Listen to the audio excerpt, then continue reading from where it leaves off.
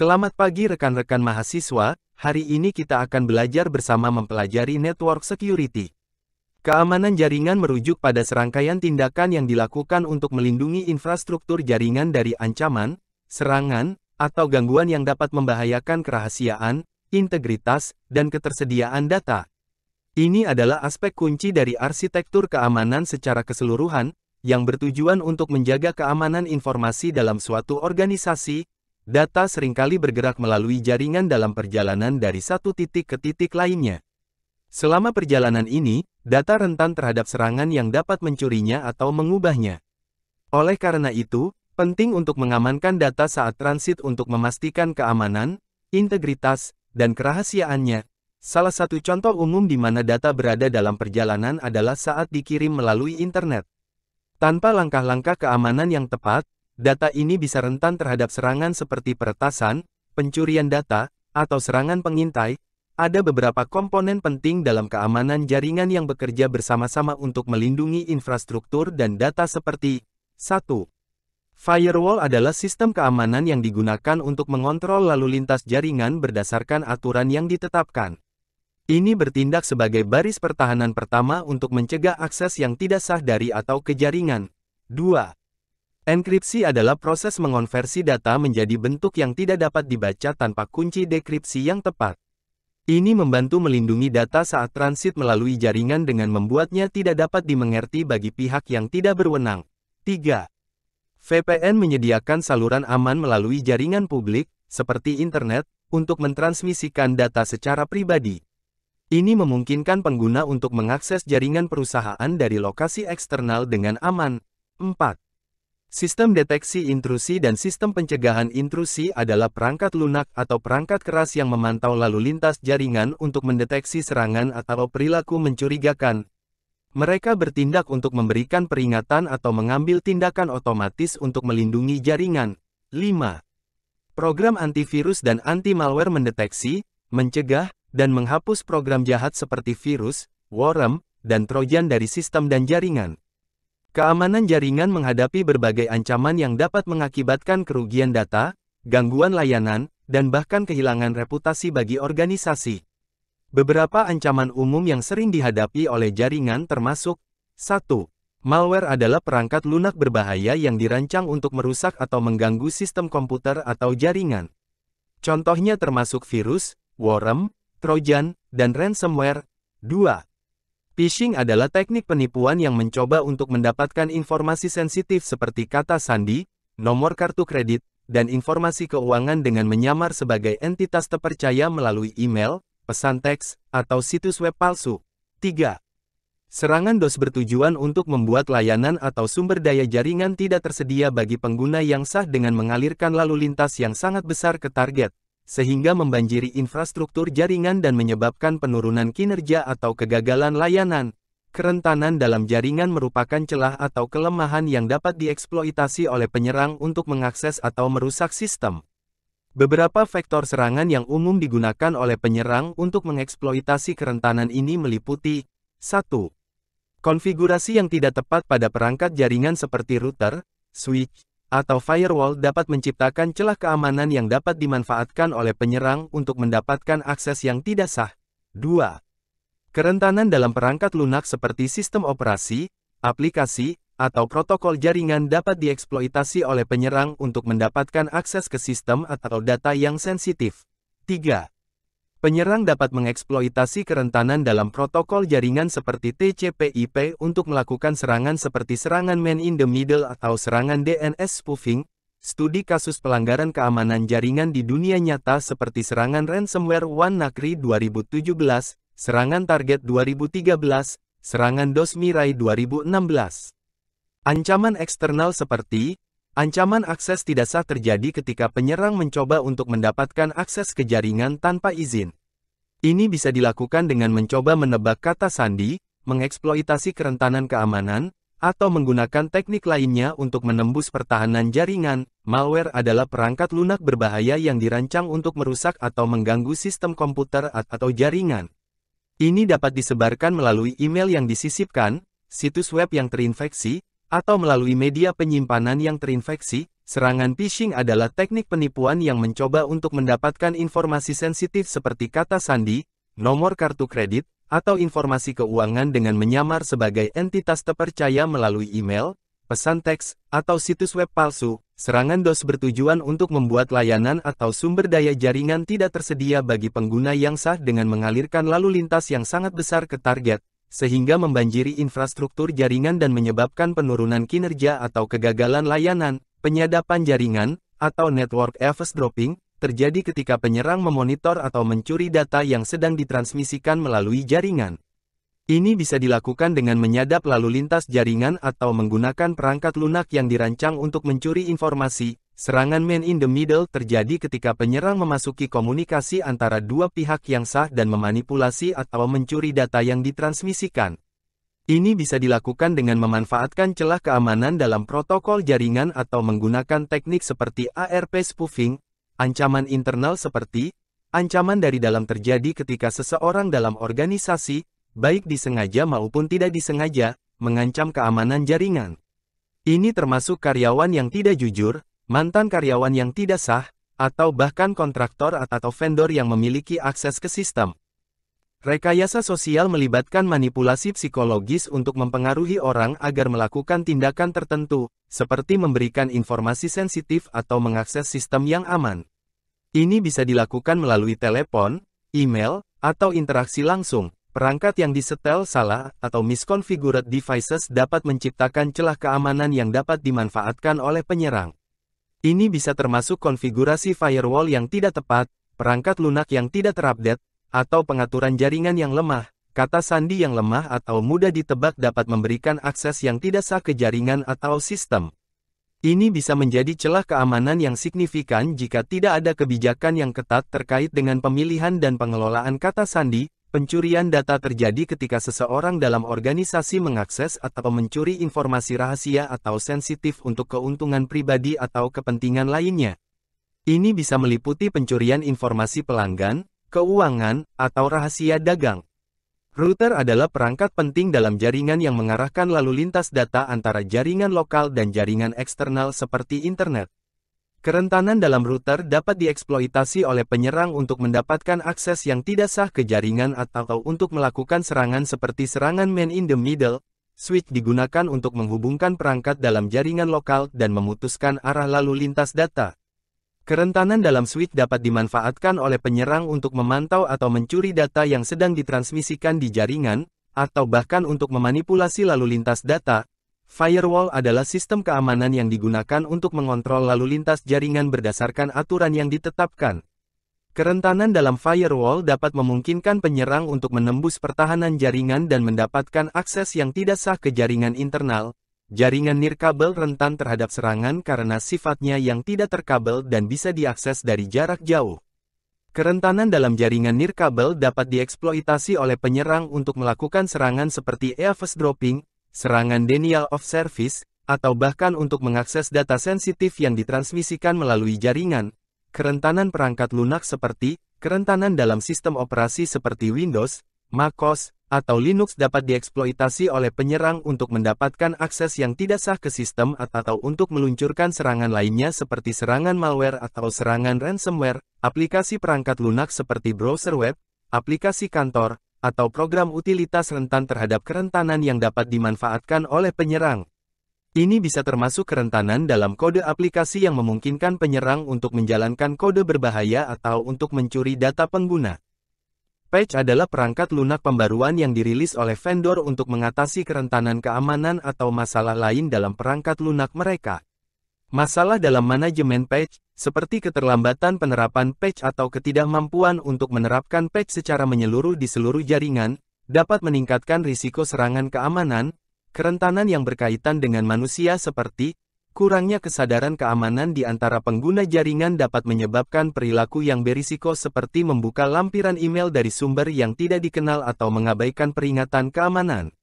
Ini bisa memberikan celah bagi penyerang untuk mengeksploitasi jaringan. Praktik keamanan yang buruk, seperti menggunakan kata sandi yang lemah atau berbagi informasi akses dengan orang lain, dapat membuka jalan bagi penyerang untuk mendapatkan akses yang tidak sah ke jaringan atau sistem. Ancaman dari dalam terjadi ketika seseorang dalam organisasi, baik disengaja maupun tidak disengaja, mengancam keamanan jaringan. Ini bisa termasuk karyawan yang tidak jujur yang mencuri data, atau karyawan yang tidak sengaja membocorkan informasi sensitif. Protokol komunikasi aman, seperti SSL atau Secure Sockets Layer dan TLS atau Transport Layer Security, adalah protokol yang digunakan untuk mengamankan komunikasi antara dua pihak di internet. Protokol ini menyediakan lapisan keamanan tambahan di atas protokol komunikasi standar seperti HTTP, SMTP, atau FTP, untuk melindungi data yang ditransmisikan dari serangan pengintai atau manipulasi. Enkripsi digunakan untuk melindungi data yang ditransmisikan melalui jaringan dari disadap atau diubah oleh pihak yang tidak berwenang.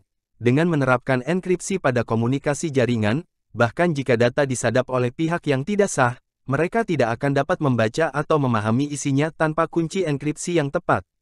Ini menjaga kerahasiaan dan integritas data selama transit melalui jaringan.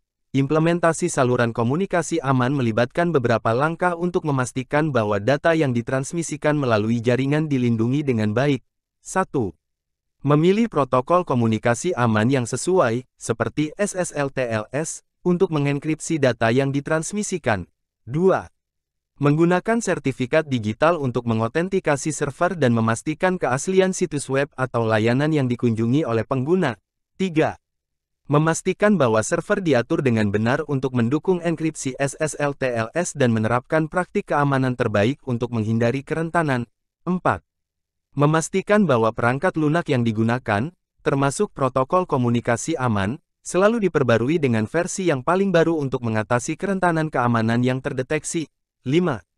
Jika memungkinkan, menerapkan enkripsi end-to-end di seluruh saluran komunikasi, mulai dari sumber data hingga tujuan, untuk melindungi data dari titik awal hingga akhir.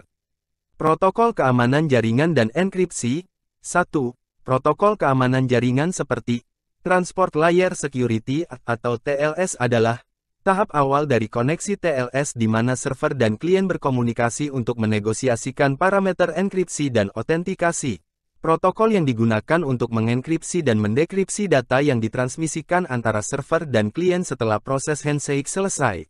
Kumpulan algoritma kriptografi yang digunakan untuk mengamankan data selama koneksi TLS, Internet Protocol Security atau IPsec seperti Authentication Header atau OA adalah bagian dari IPsec yang menyediakan otentikasi dan integritas data dengan menambahkan tanda tangan digital ke setiap paket IP. Encapsulating Security Payload atau ESP adalah bagian dari IPsec yang menyediakan enkripsi dan atau integritas data dengan melindungi payload paket IP. Security Associations atau SA adalah konfigurasi keamanan yang didefinisikan secara unik untuk setiap koneksi yang menggunakan IPsec. Hypertext Transfer Protocol Secure atau HTTPS adalah versi aman dari protokol HTTP yang menggunakan enkripsi TLS untuk melindungi data yang ditransmisikan antara klien dan server web. Protokol transfer berkas aman seperti Secure File Transfer Protocol adalah protokol yang menggunakan enkripsi SSH untuk mentransfer file dengan aman melalui jaringan. Secure Copy Protocol adalah protokol yang menggunakan enkripsi SSH untuk mengcopy file secara aman antara perangkat. FTP Secure adalah protokol yang mengamankan transfer file FTP menggunakan enkripsi SSL/TLS. Protokol jaringan pribadi virtual atau VPN seperti Protokol Tunneling Point-to-Point adalah protokol VPN yang menggunakan enkripsi untuk membuat saluran khusus antara klien dan server VPN. Protokol Tunneling Layer 2 adalah protokol VPN yang menggunakan enkripsi untuk mengenkapsulasi lalu lintas VPN dalam koneksi IPsec. OpenVPN adalah protokol VPN open source yang menyediakan enkripsi dan otentikasi melalui koneksi SSL/TLS. 2. Protokol otentikasi seperti Kerberos adalah protokol otentikasi jaringan yang digunakan untuk mengautentikasi klien dan server dalam lingkungan jaringan terdistribusi. Kalenge Handshake Authentication Protocol adalah protokol otentikasi yang digunakan untuk mengautentikasi klien ke server menggunakan teknik tanya jawab. Extensible Authentication Protocol adalah protokol otentikasi yang mendukung berbagai metode otentikasi, termasuk IP-TLS, IP-EAP, dan IP-TTLS. Firewall adalah sistem keamanan yang bertindak sebagai baris pertahanan pertama dalam melindungi jaringan dari akses yang tidak sah dan serangan cyber. Fungsi utama firewall adalah untuk mengontrol lalu lintas jaringan berdasarkan aturan keamanan yang ditetapkan, sehingga hanya lalu lintas yang diizinkan yang diperbolehkan melalui firewall, sementara lalu lintas yang tidak diinginkan diblokir. Ada beberapa jenis firewall, termasuk packet filtering firewall, stateful inspection firewall, dan application layer firewall. Setiap jenis memiliki kelebihan dan kelemahan tersendiri, tetapi semuanya bertujuan untuk melindungi jaringan dari serangan seperti serangan DOS, serangan pengintaian, dan serangan peretasan. Sistem deteksi intrusi atau IDS adalah perangkat lunak atau perangkat keras yang digunakan untuk memantau lalu lintas jaringan atau aktivitas sistem untuk mendeteksi serangan atau perilaku mencurigakan. Peran utama IDS adalah untuk memberikan peringatan kepada administrator jaringan tentang kemungkinan serangan atau pelanggaran keamanan, sehingga tindakan pencegahan dapat diambil untuk melindungi jaringan. Ada dua jenis IDS utama, IDS berbasis jaringan dan IDS berbasis host. IDS berbasis jaringan memantau lalu lintas jaringan secara keseluruhan, sementara IDS berbasis host berfokus pada aktivitas sistem di host individu. IDS menggunakan berbagai metode untuk mendeteksi serangan, termasuk aturan signature based, anomaly based, dan behavior based. Metode ini memungkinkan IDS untuk mendeteksi berbagai jenis serangan, mulai dari malware dan serangan phishing hingga serangan DOS dan peretasan. Praktik terbaik dalam mengkonfigurasi firewall dan IDS seperti memisahkan jaringan internal dari jaringan eksternal dengan menggunakan firewall dan membagi jaringan internal menjadi zona keamanan yang berbeda untuk mengontrol akses dan mengurangi risiko. Memperbarui aturan firewall secara berkala untuk memastikan bahwa lalu lintas jaringan dikelola dengan benar dan agar terhindar dari celah keamanan yang baru muncul. Konfigurasikan firewall dan IDS sesuai dengan kebutuhan spesifik jaringan dan lingkungan bisnis Anda, termasuk mempertimbangkan kebijakan keamanan, kebutuhan akses, dan jenis serangan yang mungkin terjadi. Memantau dan menganalisis lalu lintas jaringan secara teratur dengan menggunakan firewall dan IDS untuk mendeteksi serangan atau perilaku mencurigakan yang mungkin terjadi. Jenis-jenis firewall seperti 1. Paket filtering firewall ini menganalisis paket data berdasarkan aturan yang telah ditetapkan, seperti alamat IP sumber dan tujuan, port, dan protokol. Paket yang memenuhi kriteria ditolak atau diteruskan sesuai dengan kebijakan firewall. 2. Stateful inspection firewall ini memantau status koneksi jaringan dan menggunakan informasi ini untuk membuat keputusan yang lebih cerdas tentang lalu lintas yang diteruskan atau diblokir. Ini memungkinkan firewall untuk memahami konteks lalu lintas jaringan, seperti apakah itu bagian dari sesi yang sah atau tidak. 3. Proxy firewall ini bertindak sebagai perantara antara pengguna dan server tujuan. Ini menyembunyikan alamat IP pengguna asli dan memfilter lalu lintas jaringan, serta memungkinkan kontrol yang lebih ketat terhadap koneksi yang masuk dan keluar dari jaringan. 4. Application layer firewall ini bekerja pada tingkat aplikasi untuk memantau dan mengontrol lalu lintas berdasarkan protokol aplikasi, seperti HTTP atau FTP. Ini memberikan perlindungan yang lebih kuat terhadap serangan yang ditargetkan pada aplikasi tertentu. Fungsi-fungsi firewall seperti membatasi akses ke jaringan dan layanan berdasarkan kebijakan keamanan yang ditetapkan, melindungi jaringan dari serangan seperti serangan DOS, serangan man in the middle, dan serangan malware, memantau lalu lintas jaringan untuk mendeteksi aktivitas yang mencurigakan atau anormal, mendukung pembentukan saluran VPN untuk mengamankan komunikasi jaringan melalui internet. Pertimbangan-pertimbangan firewall seperti memilih lokasi yang tepat untuk firewall dalam arsitektur jaringan untuk memastikan perlindungan yang optimal. Mengkonfigurasi firewall dengan benar sesuai dengan kebijakan keamanan dan kebutuhan spesifik jaringan. Menetapkan aturan firewall yang jelas dan ketat untuk mengatur lalu lintas jaringan dengan efektif. Jenis-jenis IDS seperti 1. IDS berbasis jaringan. IDS ini memantau lalu lintas jaringan secara keseluruhan untuk mendeteksi pola serangan atau aktivitas yang mencurigakan. 2. IDS berbasis host. IDS ini terinstall pada host individual dan memantau aktivitas sistem dan file pada host tersebut untuk mendeteksi tanda-tanda serangan. 3. IDS hibrida. IDS yang menggabungkan fitur dari NIDS dan HIDS untuk memberikan pemantauan keamanan yang komprehensif. Metode deteksi IDS seperti mendeteksi serangan berdasarkan pola tanda tangan yang sudah diketahui dari serangan yang sudah ada sebelumnya. Mendeteksi serangan dengan membandingkan perilaku lalu lintas jaringan atau aktivitas sistem dengan pola yang normal, dan memberi peringatan jika ada anomali. Mendeteksi serangan dengan menggunakan aturan dan algoritma yang rumit untuk mengidentifikasi pola yang tidak biasa atau mencurigakan. Fungsi-fungsi IDS seperti memantau lalu lintas jaringan atau aktivitas host secara real-time untuk mendeteksi serangan atau aktivitas mencurigakan. Menganalisis log keamanan dan kejadian untuk mengidentifikasi serangan yang telah terjadi atau untuk memahami pola serangan yang mungkin terjadi di masa mendatang. Memberikan peringatan atau tindakan respons segera setelah serangan terdeteksi, seperti memblokir lalu lintas jaringan yang mencurigakan atau mengisolasi host yang terinfeksi. Pertimbangan-pertimbangan IDS seperti menempatkan IDS pada lokasi strategis di jaringan untuk memaksimalkan kemampuannya mendeteksi serangan. Mengelola positif palsu untuk meminimalkan jumlah peringatan palsu yang dihasilkan oleh IDS. Mengintegrasikan IDS dengan firewall untuk meningkatkan kemampuan deteksi dan respons terhadap serangan secara keseluruhan. Jaringan nirkabel memiliki risiko keamanan yang unik dibandingkan dengan jaringan kabel karena sinyal nirkabel dapat dicuri, disadap, atau diganggu oleh pihak yang tidak sah. Beberapa risiko yang terkait dengan jaringan nirkabel termasuk data yang ditransmisikan melalui jaringan nirkabel rentan terhadap pencurian karena dapat diakses dari jarak jauh tanpa harus secara fisik terhubung ke jaringan. Penyerang dapat mencuri atau memantau lalu lintas jaringan nirkabel dengan menggunakan perangkat penerima nirkabel untuk mendengarkan komunikasi yang tidak terenkripsi. Serangan DOS dapat dilakukan terhadap jaringan nirkabel dengan mengalirkan lalu lintas palsu atau melakukan deautentikasi terhadap klien yang terhubung, menyebabkan gangguan atau kegagalan koneksi. Protokol Keamanan Wi-Fi Alliance Protected Access 3 atau WPA3 adalah standar terbaru untuk mengamankan jaringan nirkabel Wi-Fi.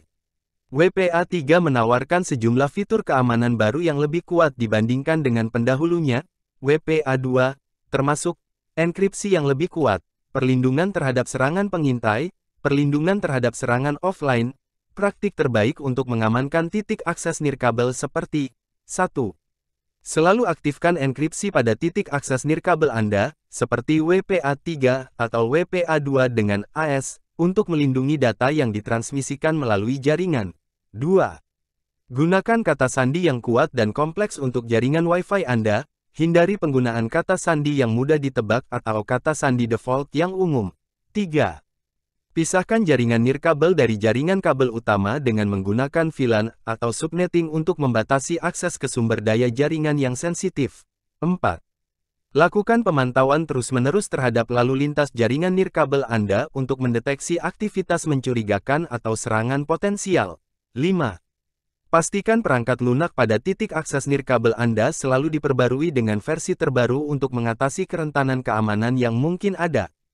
Kontrol akses seperti autentikasi adalah memastikan bahwa hanya pengguna yang sah yang memiliki akses ke jaringan nirkabel dengan menerapkan metode autentikasi yang kuat, seperti penggunaan kata sandi yang kompleks atau sertifikat digital. Enkripsi adalah melindungi data yang ditransmisikan melalui jaringan nirkabel dengan menggunakan enkripsi yang kuat, seperti protokol WPA3, untuk mencegah penyadapan atau manipulasi data. Segmentasi jaringan adalah memisahkan jaringan nirkabel menjadi zona-zona keamanan yang berbeda, seperti jaringan tamu dan jaringan internal, untuk mengisolasi lalu lintas dan mengurangi risiko serangan. Pemantauan seperti sistem deteksi intrusi atau IDS adalah memonitor lalu lintas jaringan untuk mendeteksi aktivitas mencurigakan atau serangan yang terjadi di jaringan. Log keamanan adalah merekam dan menganalisis log keamanan untuk mengidentifikasi aktivitas yang mencurigakan atau insiden keamanan yang mungkin terjadi. Analisis lalu lintas adalah melakukan analisis terhadap lalu lintas jaringan untuk memantau pola dan perilaku yang tidak biasa yang mungkin menunjukkan adanya serangan atau ancaman. Keamanan perangkat seperti pembaruan firmware adalah memperbarui perangkat lunak, firmware, pada perangkat jaringan nirkabel secara teratur untuk mengatasi kerentanan keamanan dan memperbaiki bug yang ada. Menggunakan kata sandi yang kuat dan unik untuk mengamankan akses ke perangkat nirkabel, serta mengubah kata sandi secara berkala. Autentikasi perangkat adalah memastikan bahwa perangkat yang terhubung ke jaringan memiliki autentikasi yang kuat dan hanya perangkat yang sah yang diizinkan untuk terhubung. Ancaman seperti ancaman yang berkaitan dengan akses yang tidak sah termasuk rogue devices, password cracking, dan serangan brute force untuk menebak kata sandi.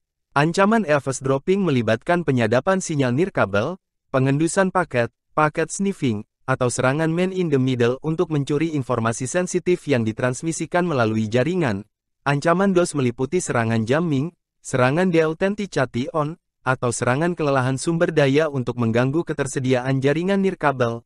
Praktik terbaik seperti menggunakan protokol keamanan terbaru seperti WPA3 untuk melindungi jaringan nirkabel dari serangan dan penyadapan. Menggunakan standar enkripsi yang kuat seperti AES untuk mengamankan data yang ditransmisikan melalui jaringan nirkabel. Melakukan audit keamanan secara berkala untuk mengidentifikasi kerentanan atau celah keamanan dalam jaringan nirkabel dan mengambil tindakan yang diperlukan. Melatih karyawan tentang praktik keamanan nirkabel yang baik, termasuk penggunaan kata sandi yang kuat dan kebijakan akses yang aman, konfigurasi seperti pengaturan SSID yang aman seperti mengatur SSID secara aman dengan menyembunyikan SSID, menggunakan nama SSID yang kuat, dan mengisolasi jaringan tamu dari jaringan internal.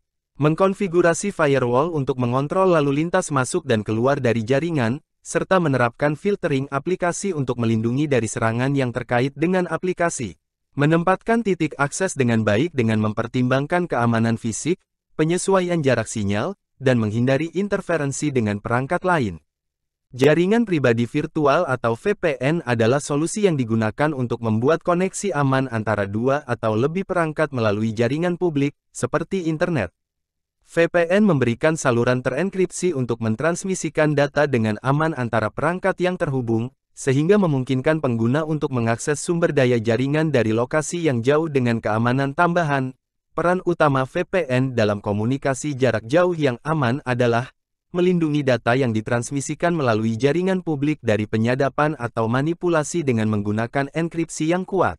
Memberikan akses yang aman ke sumber daya jaringan, seperti file, aplikasi, atau sistem internal, dari lokasi yang jauh tanpa harus terhubung secara langsung ke jaringan lokal. Memungkinkan pengguna untuk menggunakan sumber daya jaringan dengan aman, bahkan saat terhubung ke jaringan yang tidak terpercaya seperti internet umum. Proses konfigurasi dan manajemen VPN melibatkan beberapa langkah untuk memastikan keamanan dan ketersediaan koneksi VPN. 1. Memilih protokol VPN yang sesuai dengan kebutuhan dan keamanan jaringan, seperti OpenVPN, IPsec, atau L2TP, IPsec.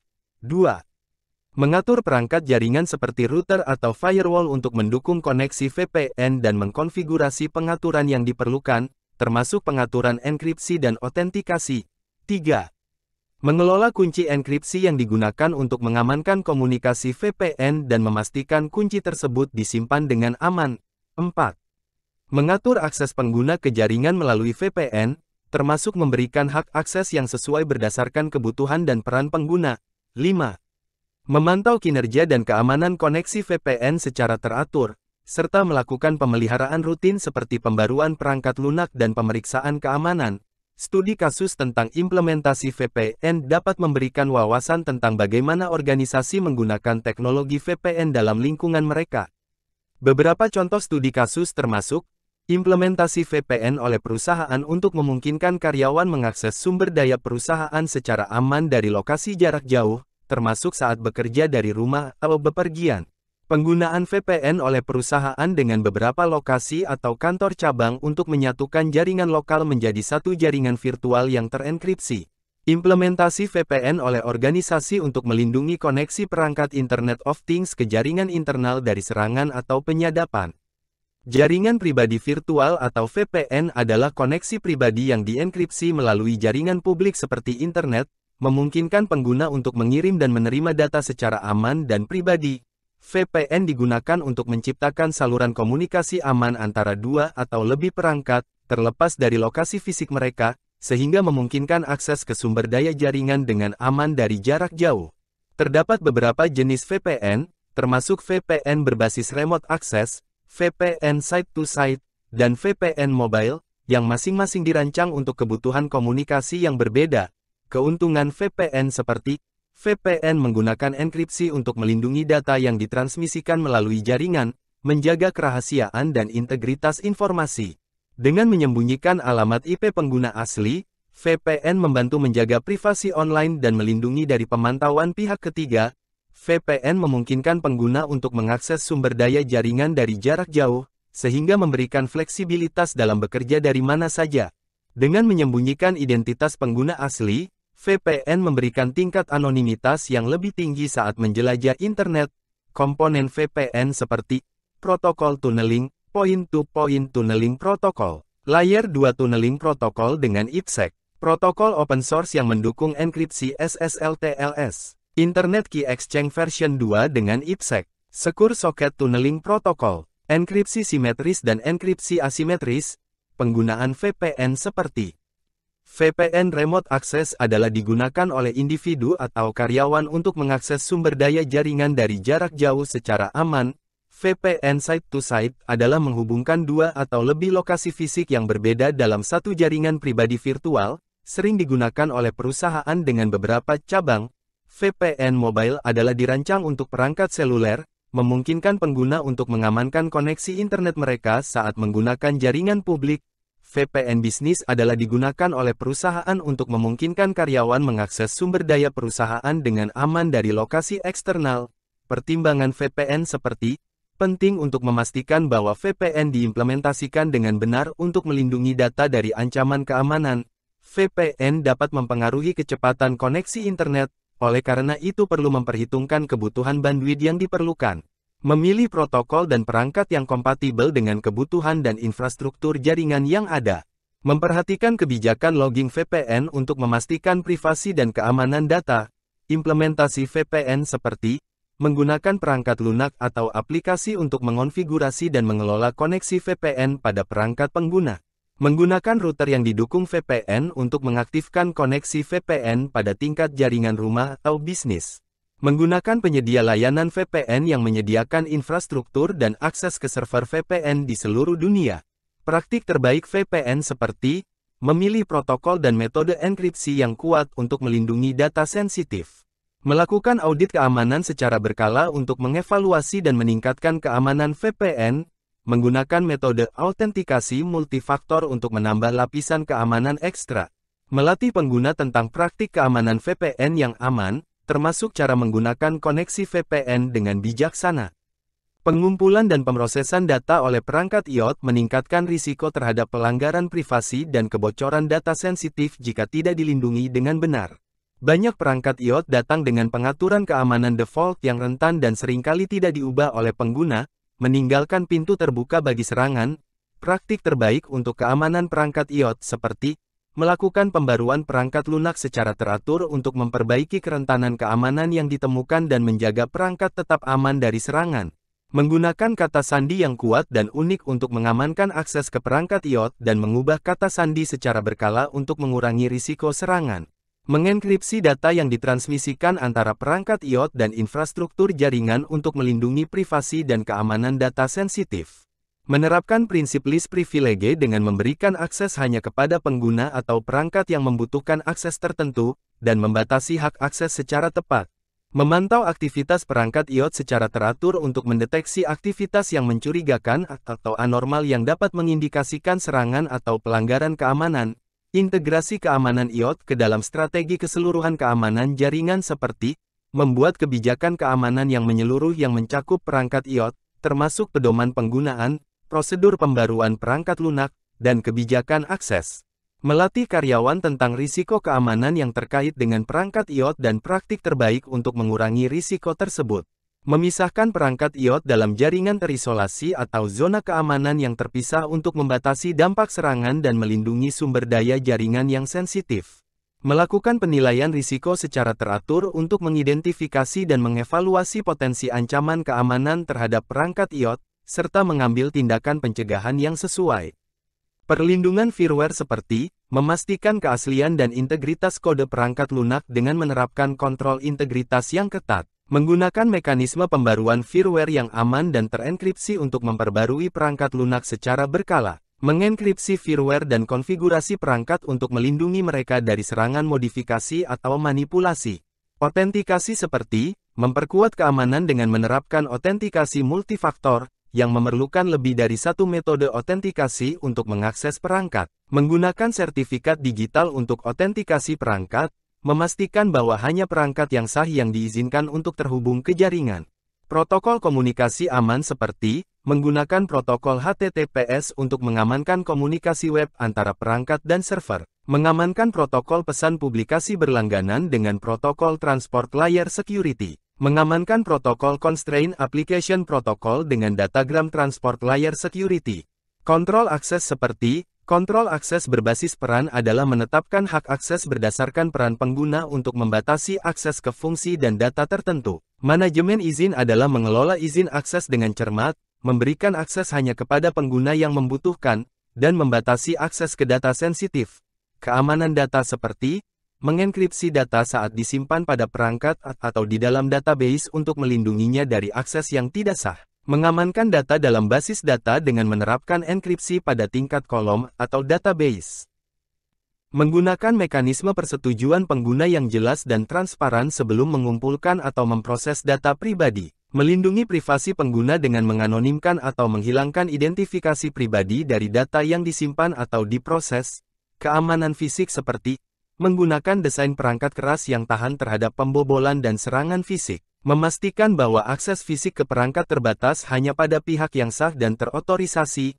Pemantauan dan pencatatan seperti menggunakan sistem deteksi intrusi untuk mendeteksi pola lalu lintas atau perilaku yang mencurigakan. Menerapkan deteksi berbasis tanda tangan untuk mengidentifikasi serangan yang sudah dikenal. Merekam kejadian dan aktivitas penting untuk audit dan analisis keamanan. Membuat jejak audit yang lengkap untuk melacak aktivitas yang berkaitan dengan keamanan dan kebutuhan peraturan. Manajemen siklus hidup seperti memulai perangkat dalam lingkungan eksekusi terpercaya untuk memastikan keamanan dan integritas proses booting. Mengelola siklus hidup perangkat dengan baik, termasuk pembaruan firmware terakhir dan pembuangan yang aman. Keamanan vendor dan rantai pasokan seperti melakukan audit keamanan pihak ketiga untuk mengevaluasi risiko keamanan dari vendor atau pemasok perangkat. Memastikan integritas rantai pasokan dengan mengamankan proses produksi, pengiriman, dan distribusi perangkat. Sekian penjelasan materi hari ini, terima kasih dan jangan lupa like, comment, and subscribe untuk mendapatkan materi terbaru dari kami.